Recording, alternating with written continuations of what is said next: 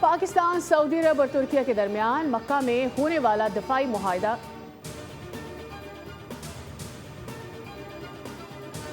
Azad Kashmir election کا تیسرا مرحلہ پونچھ ڈویژن کی 4 انتخابی نشستوں پر پولنگ جاری۔ حویلی کی 1 اور باغ کی 3 نشستوں پر شام 5 بجے تک ووٹ کاسٹ کیے جائیں گے۔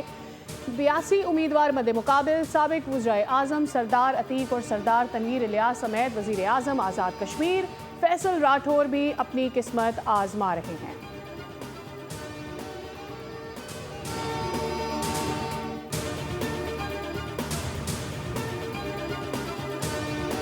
وفاقی کابینہ کا اجلاس آج 3 بجے طلب وزیر اعظم شہباز شریف صدارت کریں گے۔ ملک کی معاشی سیکیورٹی صورتحال پر غور کیا جائے گا۔ وزیر اعظم کابینہ کو پاکستان، سعودی عرب، ترکیہ دفاعی معاہدے سے متعلق آگاہ کریں گے۔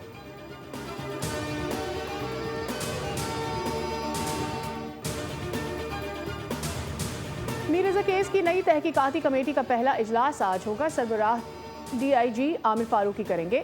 ٹیم نئے اور اضافی شواہد کی نشاندہی اور جمع اور محفوظ کر کے جائزہ لے گی۔ تحقیقاتی ٹیم کو کیس حل کرنے کے لیے تمام ممکنہ اقدامات کرنے کی ہدایت دے دی گئی۔ تحقیقات میں پیش رفت کی روزانہ کی بنیاد پر رپورٹ بھی فراہم کی جائے گی۔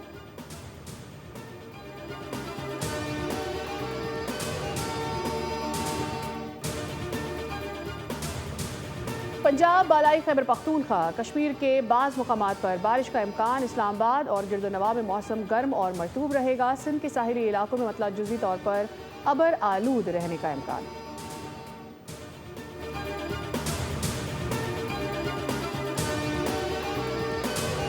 ملک کے ساحلی علاقوں کے قریب زلزلہ، شدت ریکٹر سکیل پر 4.5 ریکارڈ، گہرائی 40 کلومیٹر تھی۔ زلزلہ ٹھٹا، گھارو، کیٹی بندر اور اطراف میں محسوس کیا گیا۔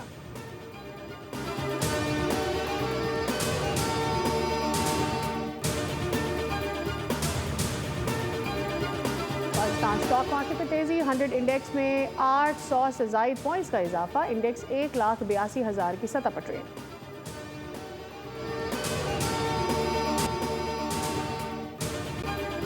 امریکی صدر ایران کو دھمکیوں سے پیچھے ہٹنے لگے۔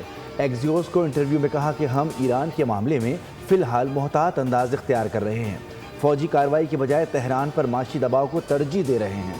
ایران میں مہنگائی بہت زیادہ ہے، ان کے پاس پیسہ نہیں ہے۔ ایران کے پاس اپنی فوج کو تنخواہیں دینے کے لیے بھی پیسے نہیں ہیں۔ امریکی بحری ناکہ بندی نے ایران حکومت کے معاشی بحران کو مزید بڑھا دیا ہے۔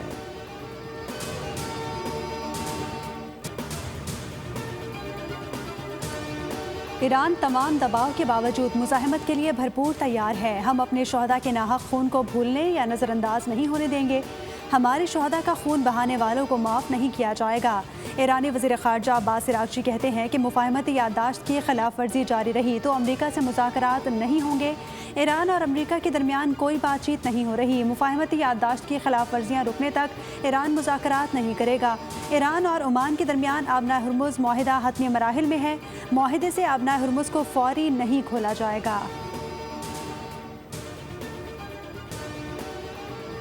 ایران نے آبنائے ہرمز مکمل طور پر کھولنے کے لیے امریکہ کو 6 شرائط پیش کر دی۔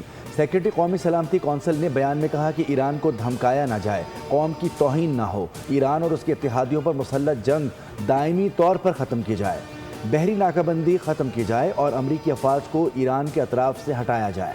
امریکہ نے رویہ نہ بدلا تو آبنائے ہرمز نہیں کھولی جائے گی۔ سیکرٹری ذوالقدر نے کہا کہ جنگ ہو یا مذاکرات، ایران اپنے ارادوں سے پیچھے ہٹنے والا نہیں۔ اسرائیلی وزیر اعظم نیتن یاہو کی ہٹ دھرمی برقرار، حماس کے غیر مسلح ہونے تک غزہ سے فوج نکالنے سے انکار کر دیا۔ نیتن یاہو نے ٹرمپ کو آگاہ کیا کہ حماس کا خاتمہ ہی فوجی انخلاء کی بنیادی شرط ہے۔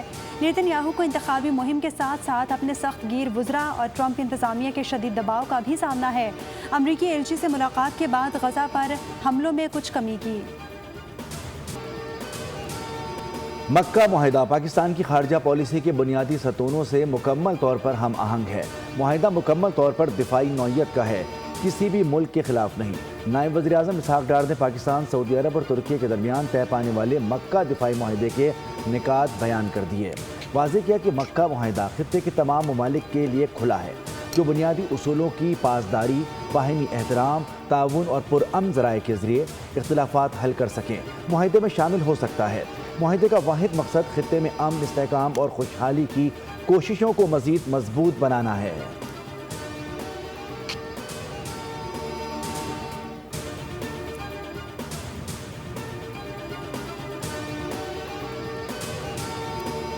مشترکہ مکہ دفاعی معاہدہ تینوں ممالک کے اہم سنگ میل کی حیثیت رکھتا ہے۔ سعودی وزیر خارجہ نے سوشل میڈیا بیان میں کہا، اس معاہدے سے خطے میں امن و سلامتی اور استحکام کی فضا قائم ہوگی۔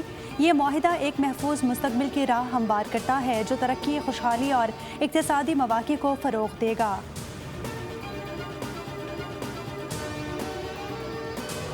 مکہ معاہدہ ایران کے خلاف نہیں، ترکیہ، پاکستان اور سعودی عرب کے درمیان دفاعی معاہدہ نیٹو کے اصول کے مطابق ہے۔ ترک وزیر خارجہ نے کہا ہے کہ مکہ معاہدہ ایران کے خلاف نہیں، خطے میں تعاون اور سلامتی کے لیے ہے۔ مصر بھی اس اتحاد میں شامل ہو سکتا ہے۔ نیٹو کا اصول ہے کہ ایک رکن پر حملہ سب پر حملہ تصور ہوتا ہے۔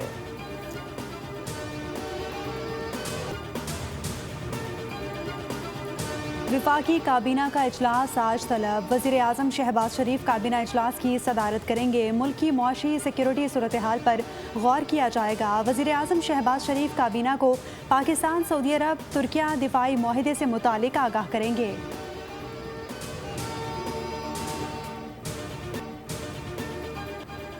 آزاد کشمیر الیکشن کا تیسرا مرحلہ، پونچھ ڈویژن کی 4 انتخابی نشستوں پر پولنگ آج ہوگی۔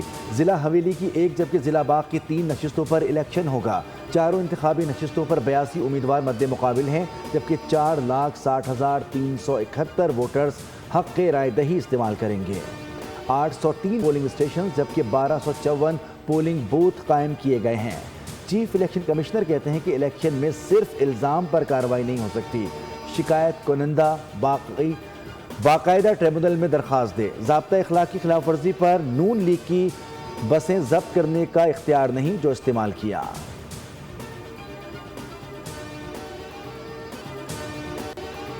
جو ہے یہ جلد از جلد حل ہونا چاہیے اور یہ آزاد کشمیر جو ہے وہ اس طرح کی سچویشن کا متحمل نہیں ہو سکتا۔ میرا نہیں خیال کہ یہ حکومت جو ہے یہ اس قابل نہیں ہے کہ یہ اس معاملے کو ہینڈل کر سکے، ڈیل کر سکے۔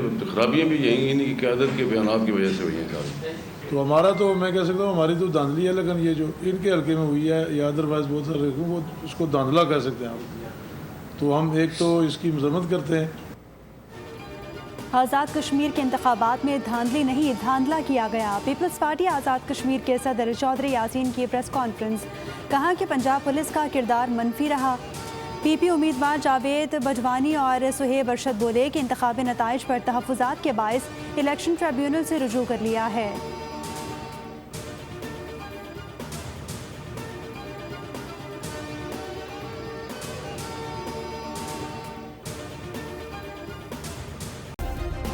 سبسکرائب کریں اور بیل دبائیں تاکہ کوئی خبر رہ نہ جائے۔